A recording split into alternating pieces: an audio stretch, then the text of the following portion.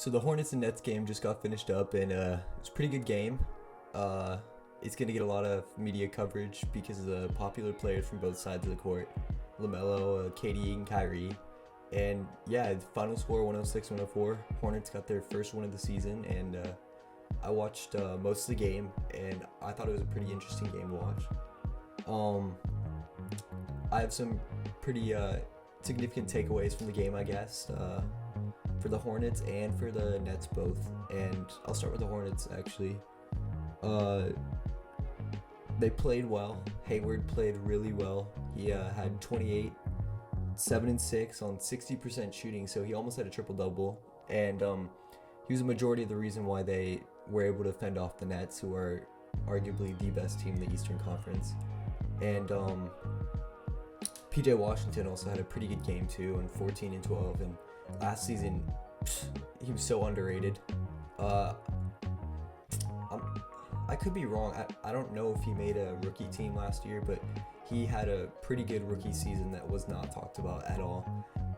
He did get a lot of minutes, but he did play well in the minutes that he got. And I know that didn't really translate to wins for the Hornets, but as a rookie, you don't really expect to,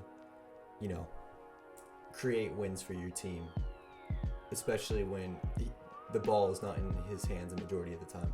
But large majority of the reason why the Hornets won this game was because of their rebounding and their scoring in the paint. Like I said, PJ Washington, 12 rebounds. Biyombo only had 2, but other guys on the court rebounded the ball well, like Hayward, Rozier did 2, LaMelo may have also, I think. And they out-rebounded the Nets by 6, which was surprising because they've 2 7-footers, I believe, in DeAndre Jordan and Jarrett Allen, who are, pretty good rebounders. They're known for their rebounding. And PJ Washington, 6'7", led the game in rebounding. So yeah, shout out to him for that. And the 14 points by him too were pretty impressive. He had a lot of, I think, second chance points, yeah.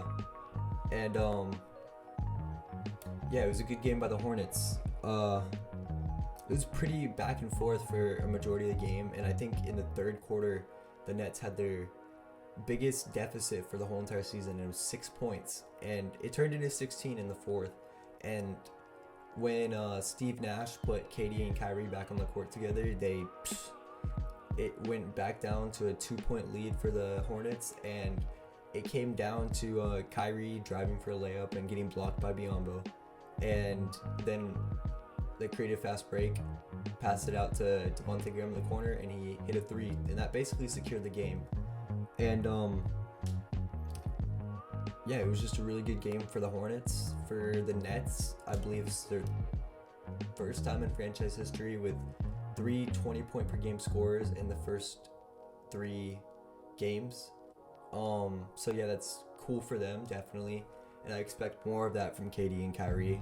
The streak it's definitely not going to last for the whole entire season, but they will definitely end the season with both scoring over 20 points per game. And KD's looking fantastic off of the the Achilles injury. He looks like old Kevin Durant, not MVP Kevin Durant, but definitely just out of his prime Kevin Durant, and he did excellent scoring. He was so efficient. It was crazy. He had 29 points, I want to say. And yeah, he did fantastic. Kyrie also did fantastic too. Someone who did not do well for them was Landry Shamet, who shot 0 for 9. So basically, every single time the ball was going in his hands, he was giving it back to the Hornets. Yeah, it was terrible, and that's definitely part of the reason why they lost the game. And the rebounding needed to improve too. They cannot give up. They cannot be out-rebounded by the Hornets by 6. That was terrible. And the Hornets also, if they want to continue to win the game, they need to shoot better from the free throw line. They've shot less than 60% every single game, and that's not acceptable, obviously. I hope that although they won the game, that they do some more free throw shooting, because if they want to win more games, they definitely need to shoot better from the free throw line. What else happened during the game? LaMelo, he he had an okay game, I guess. First game for him was not good at all, 0 points, and I think the second game he had 13 points, but he played all right. The second game was definitely his best game so far, and I want to say he played it 15 minutes, 13 points, and then this game 20 points, 20 minutes, 6 points. So yeah, not living up to his hype so far, but the amount of hype that he does have and pressure that's been put on him is absurd. Way too much for any 19, 20-year-old in the NBA. It's just way too much. They need definitely more coverage on players like Anthony Edwards, James Wiseman, other really good rookies that are going to have good rookie seasons. Not that LaMelo isn't going to have one. I mean, he needs to be more efficient if he is going to make all-rookie team or even be Rookie of the Year. And just play well in general. But yeah, there have definitely been other rookies playing better, and I wish they would get more coverage because, LaMelo's getting way too much hate for how good he is of a player. He's definitely, all-star caliber one day, I think. And, he needs some improvements in his game. But we're only 3 games in the season, so he's plenty of time to improve. And, I expect that he's definitely going to do better. I don't think he'll win Rookie of the Year. I think it's going to be James Wiseman. But yeah, he has time to work it out. What else happened? Spencer Dinwiddie got injured during the game, which is unfortunate to see. It could not be a serious injury. I mean, he walked off the court just fine, but he was grabbing his knee. It definitely looked like it buckled, and I don't want to speculate that he tore anything. It could potentially just be a strain, and hopefully it is just a strain too, because that'll just keep him out for a couple weeks. And even with him being out for a couple weeks, I think the Nets are going to be fine. They're definitely going to be a top 3 seed in the Eastern Conference, I believe. And hopefully the Hornets too, that they can turn things around, with this win against, arguably the best team in the Eastern Conference. Hopefully that will set a trend, and maybe they can even make the playoffs. I mean, I know we're early in the season, so there's a lot of time left. I don't think they'll make the playoffs. I mean, I know I just was saying hopefully, but I'm doubtful. Just because of the amount of talent in the Eastern Conference, like with the Hawks emerging is, possibly even, top 5 seed contenders. Like, I have them as, I think I had them at my 7th seed starting for the season, and like they've played better than that so far. Trae Young's played amazing, and he's surrounded by really good talent too, so they should play really well. Seems like they may even be ahead of the 76ers too, with the 76ers losing by 20 points today to the Cavs. I mean, there's no Joel on the court, but still, they can't be reliant on Joel too, considering the amount of injuries he's had in his career.